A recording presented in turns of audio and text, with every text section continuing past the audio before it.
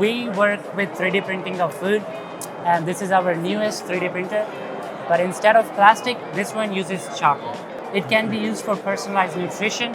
We can change the nutrition based on whatever we want. We can change the composition of inks. We can add some micronutrients to it. We can add nutrients to it. So in nutrition, what I think in future, maybe we can use it for space, where it's time, it just prints food for the astronauts. So this printer has 3 different temperature zones. It has a basin, a pump, and a nozzle. The basin is where we feed in the chocolate from here, and the basin is generally set at 45 degrees Celsius, and the pump is at 37, and the nozzle is again at 37 degrees Celsius. But we can temper these temperature based on the chocolate. For dark chocolate, it's going to be different. For white chocolate, it's going to be different.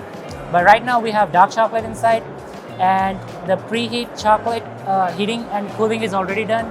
So once we press the print, we have designed a West Virginia heart logo, and we're just going to demonstrate that today. So as soon as we press create, the chocolate's going to start melting, it's going to get mixed, it's going to go through the pump, and then the tempering stops. Once the chocolate's tempered, the printer starts to layer by layer deposit it, and that's how we get the desired shape we want. We can use multiple designers. We can use Prusa Slicer for designing stuff, but they also have a proprietary designer as well.